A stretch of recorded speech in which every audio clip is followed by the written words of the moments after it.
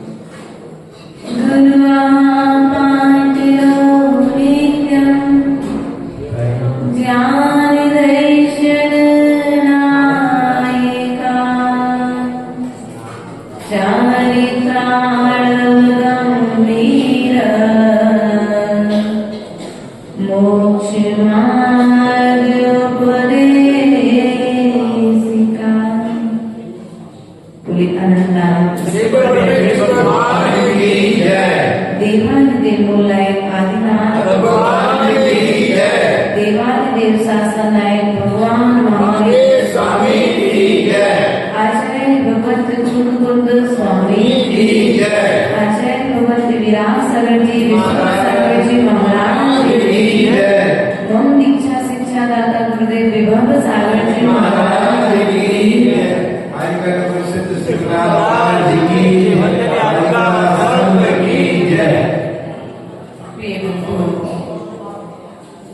अपना आज विषय चल रहा था मेरी भावना, और मेरी भावना में भी चौथे काव्य पर वासना चली थी।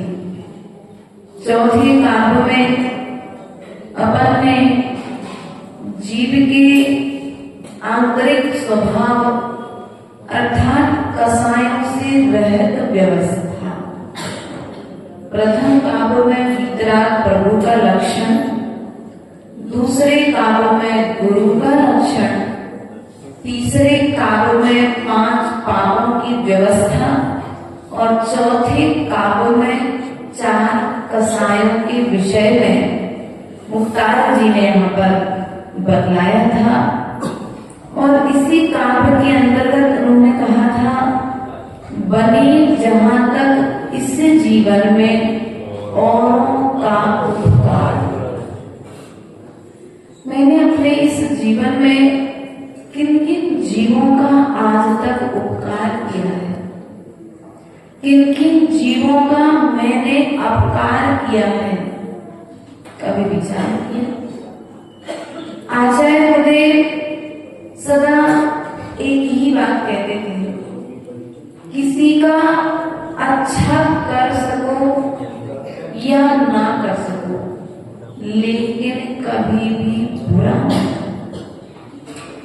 कभी किसी को मित्र बना सको या ना बना सको, लेकिन कभी भी शत्रु मत बना। पता नहीं वो जो तुम्हारे द्वारा अपकार किया गया है, वह अपकार का फल किस भाव में, किस जीव के निमित्त से उदय में आएगा। जिसे तुमने शत्रु बनाया है, पता नहीं वह शत्रु इस भाव में अपनी निर्बलता के कारण तुमसे अपने अपकार का बदला ना ले पाए, लेकिन जब वह सफल होगा और तुम निर्बल होगे, तो वह जीव तुम्हारे किए हुए कृत्य का बदला किसी न किसी भाव में लेगा ही देगा। इसलिए प्रिय बंधुओं, उपकार करना है तो पारस प्रभु से सीखो, उपकार करना है तो जीवनधर कुमार से सीखो, उपकार करना है तो उस चारुदत्त सेठ से सीखो, उपकार करना है तो सीता सती से सीखो कि सीता सती ने एक जटायु पक्षी के लिए नमोकार मंत्र सुनाया। उस जीवनधर कुमार ने उस स्वान के लिए नमोकार मंत्र सुनाया, और उस स्वान ने भी अपने उपकार का बदला जब जीवनधर कुमार पर विपत्ति आई तो उसकी रक्षा करने के लिए स्वर्ग से पृथ्वी तक पर आ गया। इसलिए प्रिय मित्रों, प्रतिपल सोते जागते उठते बैठते चलते फिरते खाते पीते नहाते धोते हर कार्य को करते हुए प्रत्येक जीव का उपकार करो। क्या करना है भैया? उपकार करना है। कब करना है? किन पर उपकार करना है? जो जीव है, एक इंद्री, दो इंद्री, तीन इंद्री, चार इंद्री, पंच इंद्री के भेद नहीं है यहाँ पर। मात्र जीव कहाँ है? कोई भी गति का जीव हो, कितनी भी इंद्री जीव हो, तो मैं तो उस एक इंद्री जीव की भी रक्षा करने का भाव भीतर में आज तो निर्बल है, लेकिन सबल होने पर वह पाप का उदय में आ सकता है। वह पारस कुमार जिन्होंने उस नाम नागिन के जोड़े को मरते समय पुकार सुना, और जब पारसनाथ भगवान पर उत्सर्ग हुआ तो वे देव बनकर के उनकी रक्षा में, प्रभु को जरूरत नहीं थी, लेकिन फिर भी उपकारी अपना उपकार नहीं भूलते हैं और वे अपने ऊपर के उपकार को स्मरण करके पारस प्रभु की रक्षा में आ गए।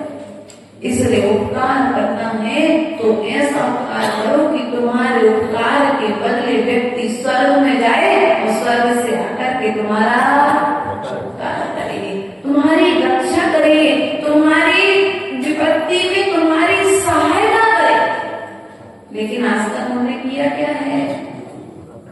उपकार नहीं किया मैंने, पर जीवों का सदा उपकार करने का विचार किया है, और विचार भी नहीं किया, हमने उस कार्य को सदा किया नहीं है। आप लोग करते कि नहीं करते? एक इंद्रिय जीवों पर कितना उपकार करते हो? अग्निकायक जीवों की कितनी हिंसा करते हो आप? वायुकायक जीवों की कितनी हिंसा करते हो आप? जलकायक जीवों की कितनी हिंसा करते हो? वनस्पति कायक जीवों की कितनी हिंसा करते हो? और पृथ्वी कायक जीवों की जरूरत नहीं है, लेकिन फिर भी जमीन को गड्ढा कर रहे हो, नाना तरह के उपक्रम करते रहते कि नहीं करते रहते? दो इंद्रिय जीवों की कितनी हिंसा करते हो आप लोग? करते कि नहीं करते? हो जाती है माता जी, करते तो बिना किए कुछ होता नहीं है। यदि भीतर में उपकार का भाव होगा, करुणा का भाव होगा, तो बाहर में हिंसा किसी भी हालत में नहीं होगी। प्रभु भी चलते थे, हम भी चलते हैं। प्रभु भी प्रभु ने भी प्रभु बनने के पहले भोजन किया, और हम भी आज प्रभु बनने के लिए भोजन करते हैं। लेकिन उन्होंने भोजन किया सो कर्म निर्जरा हुई, और हम भोजन कर रहे हैं तो कर्म का बंद हो रहा है। सही करूं? गलत तो नहीं कहा मैंने? प्रभु चलते थे तो जीवों को शांति मिलती थी, किसी भी जीव का भार नहीं उतर रहा, और हम चलते हैं तो जीव मरते तो नहीं है पैरों से, लेकिन फिर भी कर्म का बंद होता है, क्योंकि हम प्रमाद के वशीभूत होकर के चलते हैं। एक बार की घटना है, एक आचार्य भगवत सन्मति सागर जी के संग की। एक कारिका माता जी को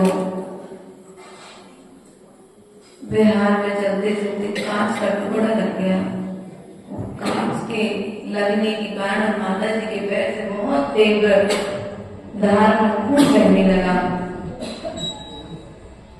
अब बहुत प्रयास करने पर भी खून बंद ना हो रहा था, तो वे ब्रह्मचारिणी बहने आचार्य महाराज के पास में पहुंची। महाराज, माता जी को ऐसा ऐसा लग गया और खून की धार बंद होने का नाम नहीं ले रही, क्या करें?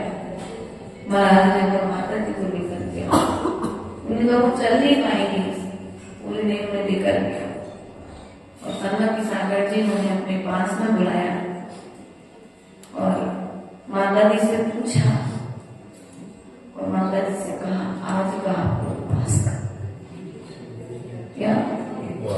लोग सोच रहे थे, दीदी लोग सोच रही थी कि पैर में लग गई है तो कम से कम हल्दी वाला दूध पिला देंगे तो थोड़ी सी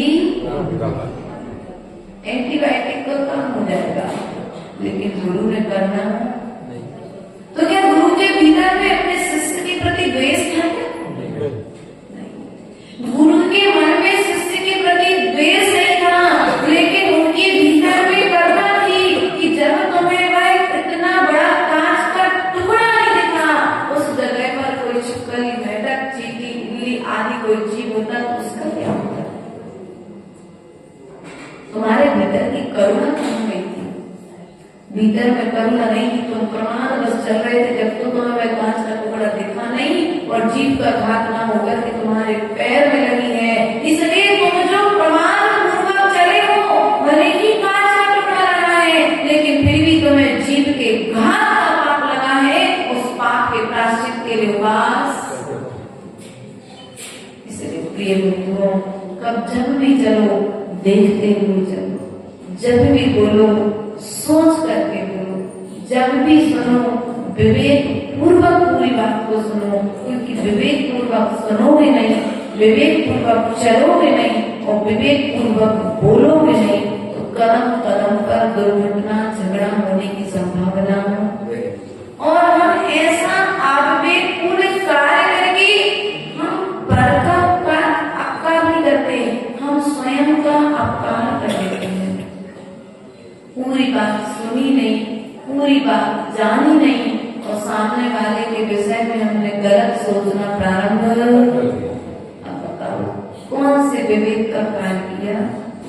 किसी ने आकर के मुझसे कह दिया काका जी को तो बहुत तेज का गुस्सा आता है, माता जी आपने देखा कहाँ है? कह दे कोई आकर के हमसे और हम विश्वास कर ले काका जी को गुस्सा आता है। अब क्या होगा?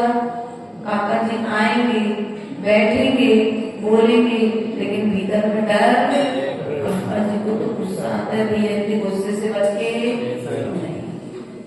दूसरों की बातों में कभी आना, पहले स्वयं उस चीज को अनुभव करके देख लो कि वास्तविकता में जो हमने सुना है वही सत्य है, जो नहीं सुना है वह हमसे कहा जा रहा है। यदि सामने वाला गलत कह रहा है तो हम सामने वाले से द्वेष ना रखते हुए अपने विवेक चक्षु को जागृत करें और सामने वाले से अपना मैत्री भाव कम, जिसकी विषय में बुराई की गई उससे मैत्री भाव कम, मैत्री भाव कम नहीं करना है। उस व्यक्ति के स्वभाव को जान लो कि जो कहा गया है वास्तविकता में वह वैसा ही है, इससे विपरीत भी है। जब व्यक्ति जानता है, समझता है, जब विवेक का चक्षु खुला रहता है तो कभी व्यक्ति किसी का अपकार नहीं करता, और जब विवेक का चक्षु बंद हो जाता है तो व्यक्ति दूसरे का अपकार करने का विचार करने लगता है। और हम क्या करते हैं? आज दूसरों का उपकार तो करते हैं, लेकिन हमारे उपकार करने का तरीका कुछ अलौकिक है। एक को गिरा करके दूसरे को गिराने का विचार करते कि नहीं करते? अपने आप को दूसरों की नजरों में उठाते हैं और सामने वाले को दूसरों की नजरों में गिरा देते हैं। ऐसा करके बताओ वास्तविकता में तुम दूसरों की नजरों में टूट जाओगे, लेकिन जीवन पर्यंत के लिए स्वयं की नजरों में। इसलिए ऐसा कोई कार्य मत करो कि तुम्हें स्वयं की नजरों से गिरना पड़े, क्योंकि तुम्हारी आत्मा ही तुम्हारा प्रथम गुरु है। आचार्य गुरुदेव कहते थे बेटा मैं तो देही का गुरु हूँ, वर्तमान में दर्शन ज्ञान चारित्र को प्रदान किया है, इसलिए मैं तुम्हारा गुरु हूँ। मैं बहिरंग गुरु हूँ, अंतरंग गुरु तो तुम्हारी आत्मा है। इसलिए कोई भी कार्य करने के पहले एक बार अपनी आत्मा से पूछ लो, अपनी आत्मा में एक बार, अपने भीतर में एक बार विचार कर लो कि मैं जो कार्य करने जा रहा हूँ जिस व्यक्ति के विषय में, क्योंकि आज व्यक्ति बुरा करता नहीं है, व्यक्ति बुरा सोचता है। क्यों हुई है, गलत तो नहीं कहा भैया? आज आप बुरा किसी का करते नहीं हो, लेकिन सोचने से भी पीछे नहीं हो। सास बहू का बुरा सोच रही है, स्टूडेंट टीचर का बुरा सोच रहा है, क्या हो रहा है? शिष्य गुरु का बुरा सोच रहा है, गुरु शिष्य का बुरा सोच रहा है, पिता पुत्र का बुरा सोच रहा है, पत्नी पति का बुरा सोच रही है। आज स्थिति क्या है? क्योंकि एक दूसरों के प्रति जो दूसरे के एक दूसरे ने जो एक दूसरे के उपकार किए हैं, उस उपकार के प्रति कृतज्ञता मर गई है। सत्य कहा कि गलत है? कृतज्ञता, अरे जन्म दे के कौन सा उपकार किया, नहीं दे देगा? कहती ना संतान ऐसी, मोबाइल नहीं दिया, सच्ची घटना है 2020-21 की। पुत्र ने अपने पिता से मोबाइल मांगा, पिता ने 5,000 वाला मोबाइल ला करके दे दिए, जितनी गुंजाइश उतना ला करके दे दी। 20,000 वाला मोबाइल चाहिए, नहीं दिया। बेटा की गुंजाइश नहीं है, 4 महीने बाद दिला देगी, नहीं आप तो मुझे आज ही ला कर दो। नहीं थे पैसे, नहीं दिया बेटे ने फांसी लगा ली। क्या हुआ? उस बच्चे ने, जैन समाज का बच्चा, उसने फांसी लगा ली। मालूम पड़ा तब हॉस्पिटल वगैरह ले गए, बच गया या नहीं बचा उसके बाद जानकारी लेने में नहीं आई। लेकिन जब उस बच्चे ने कृत्य किया, वह जानकारी तो हवा की तरह पूरे नगर में है।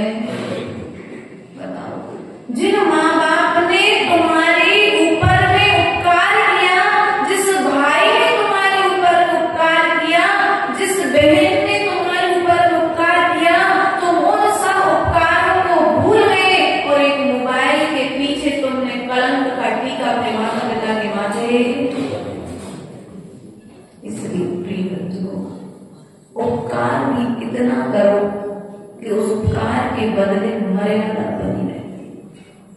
क्योंकि यदि मर्यादा का उल्लंघन होगा तो वह किया गया उपकार भी अपकार में परिवर्तित हो जाएगा। इसलिए प्रिय बंधुओं, हमने आज तक उपकार किया है औरों का, लेकिन उपकार करते हुए किसी जीव को कोई चक्कू का दान नहीं करना। माता जी आप रहे इतने दिन, अब आपसे बात कैसे होगी?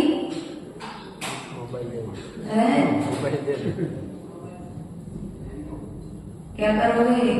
नाना तरह के साधनों का प्रयोग करने का प्रयास, देने का प्रयास करते कि नहीं करते? नहीं। हमें जब इच्छा होगी आपके पास आने की, हमारे पास गाड़ी है, हम आपके पास दर्शन कर रहे हैं। वीडियो कॉल को दर्शन दे देना माता जी। आप ये बोलो माता जी हम आए या ना आए, आप तो अपनी साधना करना निरंतर, आप सामायिक करना। देखो तो हमने माता जी की महिमा सेवा की और फोन लगाया तो माता जी ने देखा करनी हम, अब हमें नहीं जाना। तुम्हें तो प्रसन्नता होनी चाहिए कि तुमने जिनकी सेवा की है वे अपनी साधना में तुम्हें उनके प्रति बुरा नहीं सोचना चाहिए। लेकिन आज व्यक्ति करता क्या है? करते क्या हो आप लोग? तुमने उपकार किया, आदान दिया, व्यवहार कराया, उनके साधना के योग्य साधन जुटाए थे, क्या इसीलिए कि तुमसे मोबाइल पर बात करें, या इसलिए कि भी तुम्हारे लिए वीडियो कॉलिंग पर रोज आशीर्वाद देते रहे?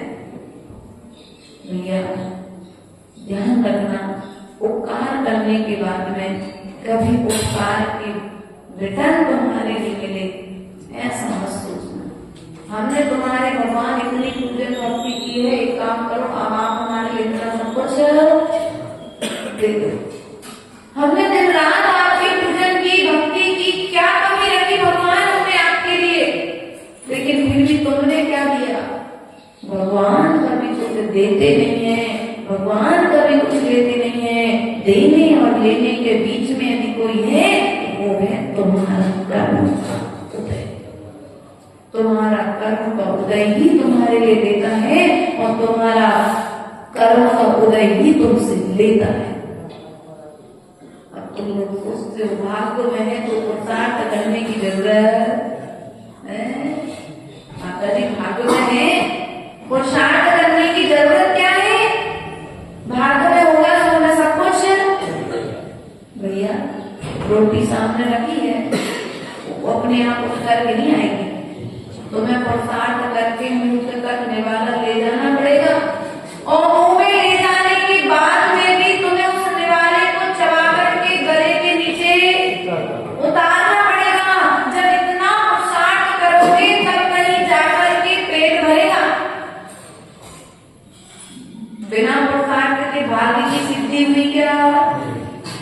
तो भाग्य में तो बहुत कुछ है, कुछ चीजें ऐसी हैं जिन्हें पुरुषार्थ करके जागृत करना पड़ता है, जिन्हें पुरुषार्थ करके प्राप्त करना पड़ता है। और यदि हमने पुरुषार्थ नहीं किया तो हमारे भाग्य में तो बहुत कुछ था, लेकिन वो मिलने वाला, पुरुषार्थ नहीं करोगे तो मिलेगा। पहुंच गए आशीष भैया किसी पंडित के पास में और पंडित से पूछा, पंडित जी बताओ हमारा भाग्य कैसा है? पंडित ने कहा आशीष तुम्हारा भाग्य तो बहुत अच्छा है, तुम्हें तो आगे तुम्हारा चांदी भी सोने में बिकने वाली, तुम्हारे घर फिरने वाले हैं। बस आशीष भूल गया है ना, आशीष खुश हो गया तो जाकर के बढ़िया रजाई ओढ़ करके घर में अभी तक रोज पूजन कर रहा था, अभिषेक कर रहा था, शांति धारण कर रहा था, बोलियां ले रहा था, दान कर रहा था, आहार दान दे रहा था, सब जो श्रावक के कर्तव्य है वो सब कर्तव्य चल रहे थे। लेकिन पंडित ने कह दिया कि तो तुम्हारा भाग्य फिरने वाला है तो तुम्हें ज्यादा कुछ करने की जरूरत नहीं। अब तो तुम मिट्टी छूओगे सो मिट्टी भी सोना, तुम्हारे इतने अच्छे दिन आने वाले हैं। तो जाकर के आशीष चादर ओढ़ करके घर पर, अब दिन अच्छे आने वाले हैं, अब वो दिन अच्छे आने वाले थे, अब आएंगे, क्योंकि अभी तक तुम उस भाग्य को जागृत करने के लिए पुण्य कर रहे थे, पुरुषार्थ कर रहे थे। अब तुमने वह पुरुषार्थ करना बंद कर दिया है तो वो जागा हुआ भाग्य भी क्या हो जाएगा? सो जाएगा। तुम सो गए मतलब तुम्हारा भाग्य भी तुम्हारे साथ में। इसलिए तुम्हें यदि तुम्हारे भाग्य में सब कुछ है, तुम्हारी किस्मत में भगवान बनना लिखा है, लेकिन भगवान बनोगे कब? जब पुरुषार्थ करोगे। गेहूं से रोटी बनती कि आटे से रोटी बनती है? तो क्या गेहूं के भीतर में ताकत नहीं है क्या? है? गेहूं के भीतर में भी रोटी बनने की ताकत है, लेकिन गेहूं कभी रोटी बनेगा नहीं जब तक वह गेहूं पाटों के बीच में पिसेगा नहीं, तब तक वह रोटी बनेगा नहीं। उसी प्रकार से हमारी स्थिति है, जब तक यह व्यक्ति कर्म रूपी पाटों के बीच में शुभ कर्म करेगा नहीं, तब तक वह संसार से छूटने वाला, भगवान बनने वाला। इसलिए भाग्य में तो बहुत कुछ है, लेकिन पुरुषार्थ करने पर उस भाग्य की सिद्धि होती है। इसलिए अपने भाग्य को सदा सिद्ध करते रहो, कभी किसी मंत्र को सिद्ध करने की जरूरत नहीं है। जो पुरुषार्थ प्रधान जीव है उनमें, जो प्रमाणी जीव है वे मंत्र सिद्ध करेंगे, वे तंत्र सिद्ध करेंगे, वे यंत्र सिद्ध करेंगे, वे धागा बनवाएंगे, वे नलियर बनवाएंगे, वे नाना तरह का उपक्रम करेंगे।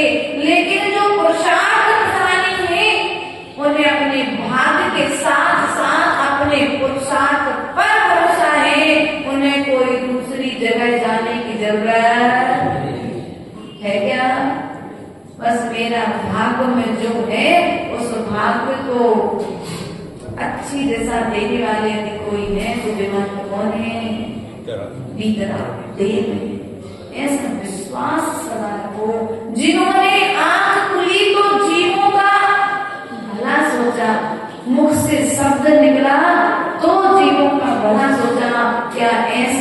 प्रभु हमारे विषय में कभी बुरा सोचे हैं? अरे भगवान ऐसी कैसी चर्या बता दी कि नग्न रहना भी कोई चर्या है क्या? लोग आप बोलते हैं ऐसा। माता जी एक तो चादर होना चाहिए महाराज जी लोगों के साथ, इतनी कड़ाके की ठंडी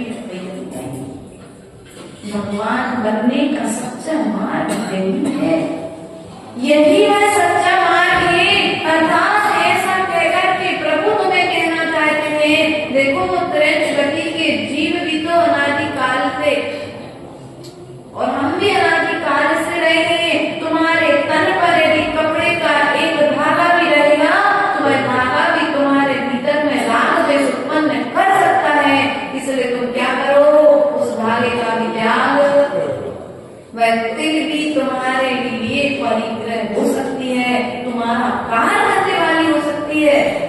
इसलिए प्रिय बंधुओं, प्रतिफल यदि अपना उपकार करना चाहते हो, हमने आज तक पर का उपकार किया है कि नहीं किया?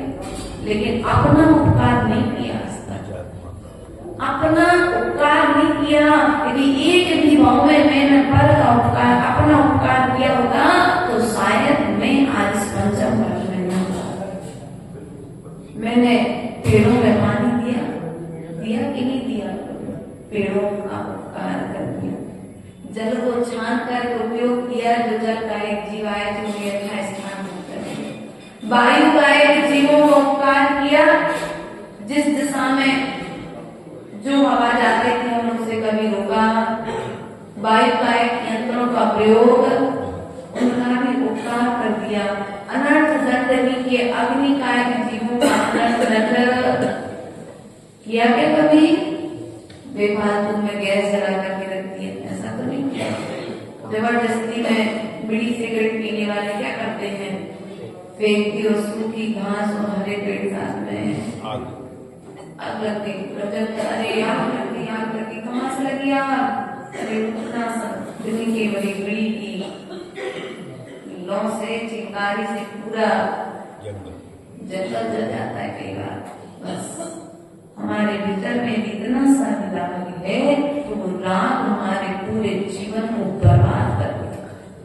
इसलिए यदि अपना उपकार करना चाहते हो तो साधना से प्रेम करो, साधनों से प्रेम मत करो। आज तो साधनों से प्रेम है, पंखा है, कूलर है, एसी है, कपड़े हैं, अच्छे डल्लक का गद्दा है, वेलवेट के कपड़े हैं,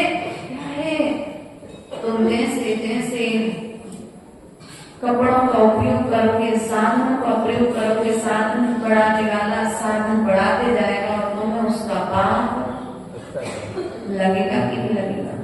तुम जितना वेलवेट का कपड़ा कैसे बनता भैया, ऊनी कपड़ा कैसे बनता है?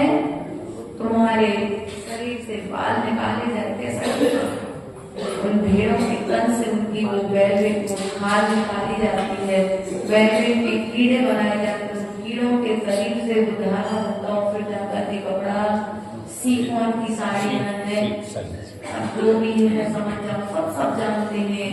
लेकिन फिर भी त्याग, अपने शौक के लिए हम क्या क्या नहीं करते और पर का अपकार। इसलिए इस वर्ष पर्याय में यदि कुछ करने योग्य कार्य है तो अहिंसा व्रत का पालन करके हम पर जीवों का उपकार निरंतर करते रहेंगे, तब कहीं जाकर के मनुष्य पर्याय पाना सार्थक होगा। देखो वह राम का जीव जो चारुदत्त सेठ के रूप में है, बैल को ढंकार मंत्र सुनाया तो वह चारुदत्त सेठ जाकर के राम बन गया, और वह जो बैल था वह जाकर के सुग्रीव बना। उपकार करना है तो ऐसा करो कि पर्वों में आकर के तुम्हारा मित्र, उपकार करना है तो ऐसा करो कि वे जीजा और साले अपने वो राजा का विवाह हुआ है कुमारी के साथ में, और रानी इतनी सुंदर थी राजकुमारी की, उस राजकुमारी के पग फेरे की रस्म के लिए अपने मायके जाना था। जानते पग फेरा पहली बार आने के बाद फिर जाती है, तो उस राजकुमारी का भाई उसे लेने के लिए आया। तो उस राजकुमार ने कहा कि मैं तो अपनी रानी के बिना नहीं रह सकता, तो मैं भी उसके साथ उतने दिन मायके उसके घर में राज्य में जीजा साले, साथ में राजकुमारी, और राजकुमारी के साथ राजा के जो राजकुमार के मित्र थे वे सभी मित्र एक साथ जंगल में विहार करते हुए चलते चले जा रहे, अपनी घोड़ा पर, कोई हाथी पर, कोई पालकी में, अपनी अपनी व्यवस्था से सब बैठे हैं। लेकिन उतने में जीजा और साले के बीच में हंसी मजाक चल रही थी, मनोविनोद चल रहा था। देखा पहाड़ पर कोई दिगंबर मिराज बैठे, जीजा उस मिराज को गौर से देखने लगा, और जैसे उन्हें गौर से देख रहा था, साले साहब ने कह दिया, क्या बात है जिया जी, मुनिराज बनोगे क्या? आप अपने गौर से देख रहे हो, क्या मुनि बनने का मन हो रहा है? कुछ ना कहा, और दोनों के बीच में सारे साहब मजाक करते रहे। मजाक मजाक में साले साहब ने कह दिया, जिया जी यदि आप दीक्षा लोगे तो मैं भी आपके साथ दीक्षा। क्या था, जाकर के जिया ने तो वहीं पर मुनिराज से दीक्षा,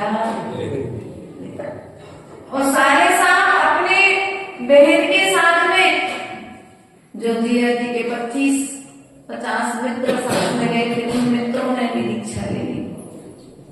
सारे साहब अपने राज्य में अपनी बहन को वापस लेकर के आए, लेकिन फिर भी उन्हें अपने वैरागी जिया जी की याद आने लगी। तो वो जिया जी उस राज्य में विहार करते हुए आए और अपने साले साहब को दीक्षा लेने के लिए साथ में लेकर के, उपकार करना है तो कैसे उपकार करना है कि तुम यदि सच्चे मार्ग पर हो तो अपने मित्र को भी सच्चे मार्ग पर लगा दो, तो वही सच्चा उपकार है। यदि तुम व्रती बने हो तो अपने मित्र को भी व्रती बनने की प्रेरणा दो, यदि तुम मुनि बने हो तुम अपने मित्र को भी मुनि बनने की प्रेरणा दो। तुम यदि रिश्तेदारी बनाई है ना, तो उस रिश्तेदारी को निभाने के लिए क्या करो, तुमने जो व्रत नियम संयम धारण की है, जो श्रेष्ठ आचरण जो कर रहे हो, वो श्रेष्ठ आचरण की प्रेरणा अपने इष्ट मित्रों को दो। क्योंकि आप लोग एक हम लोग थे, बहुत छोटे थे, तो एक गाना चलता था, जन्म जन्म तक साथ है तुम्हारा, तो जन्म जन्म तक साथ जो रखना है ना, यदि तो एक दूसरे का उपकार क्या करो, एक दूसरे का उपकार करो।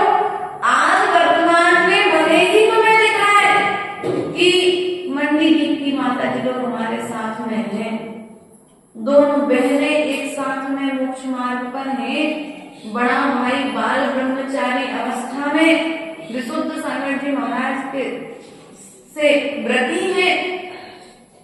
अब ये सहयोग कैसे मिला, तो वो पूर्व जन्म का सहयोग होगा, तब तो कहीं चलकर के ये निमित्त संबंध बना, और कहाँ विज्ञानवती माता जी, कहाँ सिद्ध श्री माता, वहां से आकर के यहाँ दीक्षा को धारण। तो ये कोई पूर्व जन्म का संस्कार था, पूर्व जन्म का कोई संबंध था, इसलिए आकर एक साथ में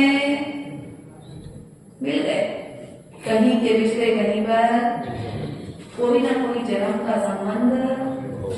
इसलिए प्रिय बंधुओं, हमारा भी आपसे यही कहना है, उपकार करना है तो ऐसा उपकार करो कि भविष्य में मिलो तो व्रती बन करके, भविष्य में मिलो तो महाव्रती बन करके मिलो, तुम भी सामने वाले का उपकार करो। क्योंकि आज तक मैंने उपकार नहीं किया, मैंने अपकार तो किया है, शरीर से किया, मन से किया, वचन से किया है। जब वचन तन से नहीं कर पाते ना, तो मन से तो कर ही देते, करते कि नहीं करते, मन से अपकार करते कि नहीं करते। आप सामने वाले का बुरा सोचने में थोड़ी ना पैसे लगते हैं, सोच तो अभी हमने किया थोड़ी ना है, हमने तो सोचा मात्र है, सोच लिया, सोचने के बाद हमने हाथ उठाया नहीं, लेकिन हाथ उठाने के विषय में विचार कर लिया और जाकर के हाथ उठा भी दिया। तो हमने तो तने से तो उपकार किया है, वचनों से तो बोला तो है, मुख से मार दूंगा। क्या किया? वचनों से बोला तो है कि तुम्हारे पूरे खानदान को खत्म करना नहीं है, कभी ताकत किसी की नहीं है, लेकिन बोलकर के पाप का बंधन गलत किया। क्या मीठा जी? आपके नाम देखो, मीठा नाम से ही मुंह में शक्कर आ जा सकते हैं। इतना मीठा, जैसे नाम मीठा है, ऐसी यदि मिठास हमारे जीवन में आ जाए तो स्वप्न में भी हम किसी जीव का अपकार नहीं कर सकते। इसलिए प्रिय बंधुओं, जैसा हमारा नाम है उस नाम का प्रभाव भी हमारे आचरण पर पड़ता है कि नहीं पड़ता है? इसलिए प्रिय बंधुओं, हमारे निमित्त से पर का उपकार हो सके, कभी किसी का अपकार ना हो। देखो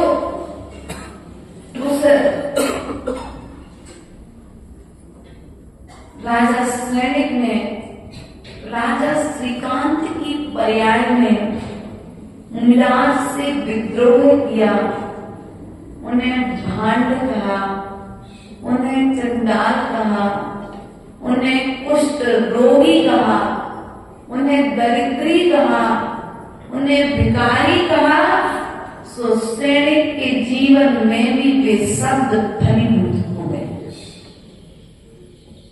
उसे भी भांड कहा गया, भिखारियों की तरह जिंदगी जीनी पड़ी, कुष्ठ रोग हो गया, कुरूप हो गया, राज छूट गया। इसलिए ऐसा कोई शब्द मत कहो जिससे वह शब्द रिटर्न में आकर के तुम्हारा अपकार। मुख से भी कभी भी किसी अपशब्द को नहीं बोलना, क्योंकि व्यक्ति उपकार तनते मन से कम करता है और अपने वचनों से अपना उपकार ज्यादा। बाद में पछताना पड़े, ऐसे वचनों का प्रयोग ही क्यों करना पड़े, ऐसी हरकत ही क्यों करना पड़े कि हमें बाद में आकर के क्षमा मांगनी पड़े। इसलिए प्रिय बंधुओं, प्रतिपल दूसरे का उपकार करते रहो। इस जीवन में जितना बन सके, चौथे काव्य में कहा है, अहंकार का भाव न रखूं, नहीं किसी पर, बोलो तो, नहीं किसी पर क्रोध करूं, देख दूसरों की बढ़ती, दूसरों की बढ़ोतरी को देख कर के ईर्ष्या। अरे मम्मी तो उनको ही ज्यादा चाहती है, दीदी को ज्यादा चाहती है, हमको तो बहुत कम चाहती है, मुझसे तो बिल्कुल चाहती नहीं है। तो भैया आशीष, घर में बच्चे हैं कितने हैं? 2 बच्चे। 2 बच्चे में किया कि कैसे कर रहे हैं? पापा आप तो भैया को ज्यादा चाहते हो, मुझे तो बिल्कुल चाहते नहीं। पिता तो दोनों बच्चों को बराबर चाहता है, माँ तो दोनों बच्चों को बराबर चाहती है, लेकिन बच्चे ने जो सोच बना करके रखी है ना, मानसिक सोच, अब वो मानसिक बच्चे की सोच का प्रभाव पिता के विचारों पर पड़ेगा और पिता के विचार बच्चे की सोच के अनुसार बच्चे के वैसे होने लगेंगे। ध्यान रखना, तुम कैसे हो ये नहीं पता, लेकिन तुम जैसा सोच रहे हो तुम वैसे हो, और जैसा सोच रहे हो सामने वाला तुम्हारे विचारों के अनुसार तुम्हारे प्रति वैसा बनता जा रहा है। विचार कर लेना भैया हेमंत, 2 बच्चे हैं, एक से ज्यादा प्रेम करोगे और एक से कम प्रेम करोगे तो बच्चे को भी एहसास हो जाएगा। इसलिए अपने विचारों को अपने कंट्रोल करते, जैसे गाड़ी को ब्रेक के माध्यम से कंट्रोल करते हो ना, ऐसे अपने विचारों को कंट्रोल करो, क्योंकि तुम्हारी सोच का प्रभाव ही तुम पर पड़ रहा है। तुम्हारी सोच के अनुसार समाज तुम्हारे प्रति वैसा व्यवहार कर रहा है। तुम सोचोगे हमारा समाज में तो कोई अस्तित्व ही नहीं है, तो जो अस्तित्व था वो तुम्हारी सोच के अनुसार धीरे धीरे समाप्त हो जाएगा। ये माताओं की स्थिति, उनके घर में कितने पैसा रहेगा, अरे हमारे घर में रहेगा कुछ है ही नहीं, हमारे घर कहते कि नहीं कहते माताओं, बदल लेना ये कहने का तरीका, क्योंकि तुम्हारे वजन ही तुम्हारा अपमान कर रहे हैं। हमारी दुकान तो चलती नहीं है, अभी तक अच्छी चल रही थी, लेकिन नजर ना लग जाए तो तुमने कहा कि हमारी दुकान तो चलती, अब चलती नहीं है ना, तो धीरे धीरे चलना बंद हो जाए। उस समय कुछ मतलब भैया ठीक है, बढ़िया है, खाने के लिए रोटी, पहनने के लिए कपड़े, पर्याप्त नींद मिल रही, इससे ज्यादा क्या चाहिए। और यदि कोई कहता है भैया तुम्हारी दुकान तो बहुत अच्छी चलती है, बस भैया सब आपकी सद्भावना का प्रभाव है, आपकी कृपा दृष्टि है, आप सबका सहयोग है, इसलिए हमारा सब कुछ अच्छा। इतना कह दूंगी तो क्या बदलता है। ये है कृतज्ञता की भाषा। बड़े जन क्या करते हैं, बड़े जन भैया आपकी कृपा है, आपकी कृपा दृष्टि हम पर बरस रही है, इसलिए हमारा आज सब कुछ अच्छा। और आप लोग क्या करते हैं, अरे एक बार घर में कोई बीमार हो गया, अब वो पूरा साल भर तक चलेगा, अरे वो तो बीमार हुआ है, घर में तो शांति नहीं है, कोई ना कोई बीमारी बना रहता है, कोई ना कोई घटना घटती रहती है। ये हम देखो जो करते हैं वो आपको ज्यादा ऐसा हमको मामूल कभी बनता नहीं है, लेकिन जो करते हैं वे अपना स्वयं बिगाड़ कर रहे हैं, कोई दूसरा उनकी जिंदगी में दुख होने वाला नहीं है, वे स्वयं ही दुख के बीज स्वयं अपने हाथ से बो रहे हैं। इसलिए बुरा ना कहो, ना बुरा सोचो, ना अपना बुरा कहो, ना दूसरे का बुरा। बच्चा बीमार हो गया घर में, अरे बीमार स्वस्थ हो गया, बढ़िया स्कूल जा रहा है, कॉलेज जा रहा है, पढ़ाई कर रहा है, बढ़िया 4 रोटी सुबह 4 रोटी शाम को खा रहा है, अरे वो तो बीमार ही है, वो तो कुछ खाता ही नहीं है, इनका रोना हमेशा चालू रहता है। ऐसे करते हैं लोग। अभी रोना तो रो के जो बता रहे हो ना माताओं, चिंता मत करो, आज बेटा 4 रोटी खा रहा था, अब वो रोटी खाते खाते 1 रोटी पर आ जाए। तुमने कहा ना मेरा बेटा कुछ खाते नहीं है, अभी लोग हमसे आगे कहते माता जी आप कुछ खाते ही नहीं हो। हाँ, तुम्हारी सोच के प्रभाव के अनुसार धीरे धीरे हम लोग की लाइट भी कम देखो ये जो है तुम्हारी सोच का प्रभाव भी तो हमारे विचारों पर पड़ता है कि नहीं पड़ता। जब खरबूजे को देख करके खरबूजे का रंग बदल जाता है, तो मनुष्य के विचार में विचारों का प्रभाव दूसरे के विचारों पर पड़ता है। आप नकारात्मक सोचोगे तो नकारात्मक प्रभाव पड़ेगा, और आप सकारात्मक सोचोगे तो सकारात्मक प्रभाव पड़ेगा।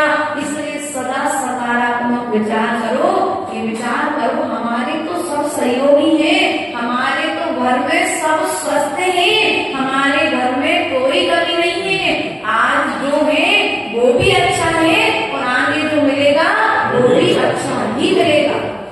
ऐसा यदि सकारात्मक सोचते रहोगे तो तुम्हारा जो क्रूर बेटा है, जो तुम्हारी तरफ देखता भी नहीं है, सास सोचे कि हमारी बहू तो बहुत खराब है, तो अभी तो फिर भी बहू के भीतर में कुछ संवेदनाएं थी, वो सास के विचारों से बहू के भीतर की संवेदनाएं भी सास के प्रति खत्म हो गई। वो बहू सास के प्रति सोचे, सास बहू के प्रति सोचे, तो दूसरों की भावनाओं का संप्रेषण एक दूसरे पर पड़ेगा, वो घटना भीतरी विचार बाहर में क्रियान्वित हो जाए। इसलिए कभी भी किसी के भी प्रति बुरा मत सोचो। आचार्य गुरुदेव कभी बीमार हो जाए, बुखार आ जाए, सर्दी खांसी हो जाए, तो शुरू में गुरुदेव हम लोग को बता देते थे, बुखार आ गया, तबीयत खराब हो गई, तो भैया अपन ने कह दिया भैया गुरुदेव का स्वास्थ्य ठीक नहीं है, थोड़ा सा घी वगैरह अपने हिसाब से परहेज से चलाना। क्योंकि जब किसी को यदि बुखार आ रहा हो और आप घी जलाओगे वो बुखार बढ़ जाएगा। तला तला खिलाओगे, खूब खटाई खिलाओगे तो बुखार, भीतरी बुखार बढ़ जाएगा। तो आचार्य गुरुदेव ने फिर हम लोग ऐसा करते थे, उसके बाद फिर गुरुदेव ने बताना बंद कर दिया। चौके में जैसे पहुंचे, अरे गुरु जी की तबीयत खराब है। एक व्यक्ति ने, अरे ये मत चलो महाराज की तबीयत खराब है, अरे ये मत चलो महाराज की तबीयत खराब है। अब डॉक्टर तो एक था, लेकिन चौके में खड़े सब डॉक्टर। अब जितने लोगों ने कहा महाराज बीमार है, महाराज का स्वास्थ्य ठीक नहीं है, उतने लोगों की वचन वर्गणाएं प्रभावित करेंगी कि नहीं करेंगी? बोलो तो काका गलत तो नहीं कहा? गलत कहते तो बता दे।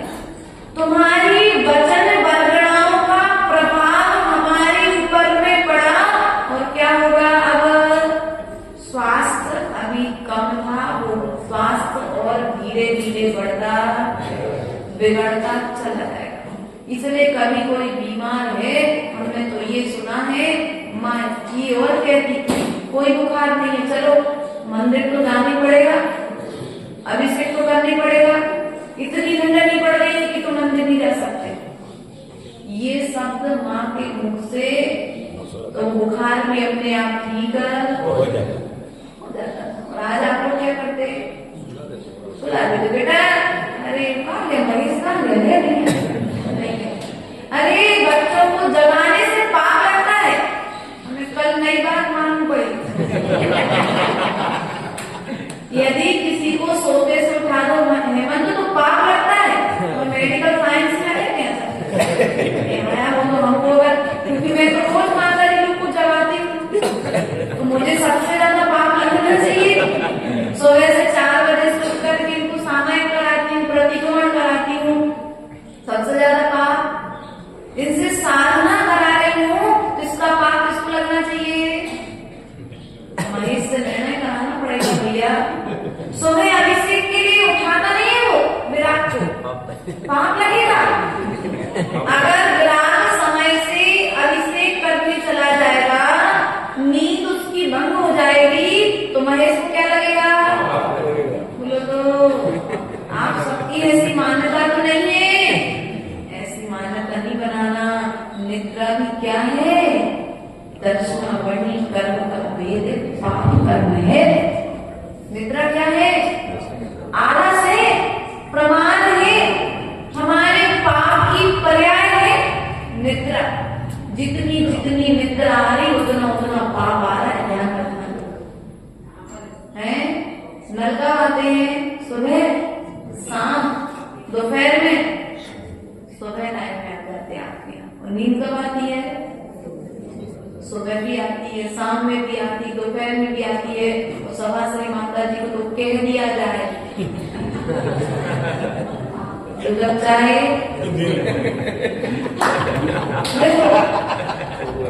नाम ले दिया माता जी का, आप लोग को बुरा ना लगे इसलिए। माता जी से बहुत कम है, समझना, ध्यान रखना। यदि मौका मिल जाए तो सोने से पीछे आप दुकान भी खोलना तो बढ़िया, एक काम करो, बढ़िया आराम से चादर उड़ करके ऐसे करते ना आप लोग। ये विचार नहीं करते उस समय कि मैं अपनी आत्मा को उपकार करूँ, आज व्यापार नहीं करूँगा, चलो आज दुकान नहीं खोली, स्वाध्याय कर लेता हूँ, आज दुकान नहीं खोली, माला कर लेता हूँ।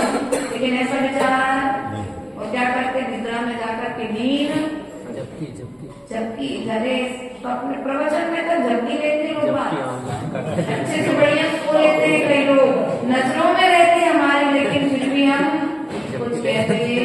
हम तो नाम ले देते हैं, यदि बसंत को नींद आती, नाम ले दो तो बसंत भैया की नींद। प्रिय बंधुओं, इसलिए सदा यदि उपकार करना है तो उपकार ऐसा करो जो उपकार के बदले में तुम्हें कोई तुम्हारा उपकार कर सके। ऐसा उपकार मत करो, अरे हमने तो उपकार किया था, उनने तो हमारे साथ में ऐसा कर दिया, उनने तो हमारे साथ गलत कर दिया। नहीं, तुम्हारा उपकार करने का तरीका, यदि तुम्हारी भावनाएं सही है तो सामने वाला तुम्हारे प्रति हमेशा अच्छा करेगा। रहे भावना ऐसी मेरी सरल सत्य व्यवहार, अपने व्यवहार को सदा सरलता में परिवर्तित करते रहो, सरल बन करके रहोगे तो हर जगह स्थान मिलेगा, और कठिन बन जाओगे तो कहीं पर भी स्थान मिलने वाला नहीं।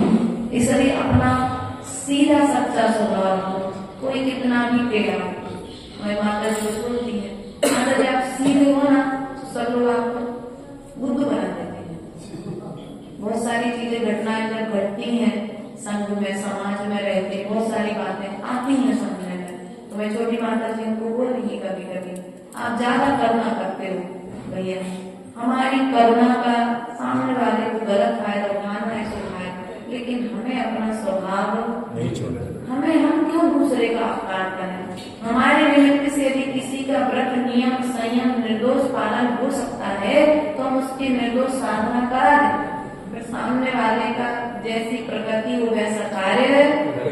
हम तो कहानी हमेशा स्मरण में रखते हैं कि एक साधु महाराज ने एक बिच्छू को पानी में जाने से बचाया, और जितनी बार बचाया उतनी बार उस बिच्छू ने साधु के हाथ पर डंक, लेकिन साधु ने अपना कार्य नहीं छोड़ा और बिच्छू ने अपना स्वभाव, साधु का कुछ नहीं गया, लेकिन जितनी बार बिच्छू ने डंक मारा उतनी बार बिच्छू कर्म के बंध से बंधता गया।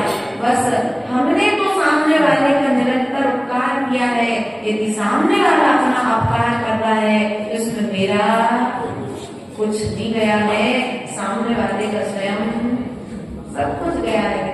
इसलिए प्रिय बंधुओं, सामने वाला कितना भी तुम्हारे प्रति बुरा करे, तुम सदा दूसरे का अच्छा करते रहो। यही हमारी जिनवाणी माँ की सलाह है, यही बात हमारी माँ जिनवाणी मुझसे कहती है। बोले गौ सागर जिनवाणी।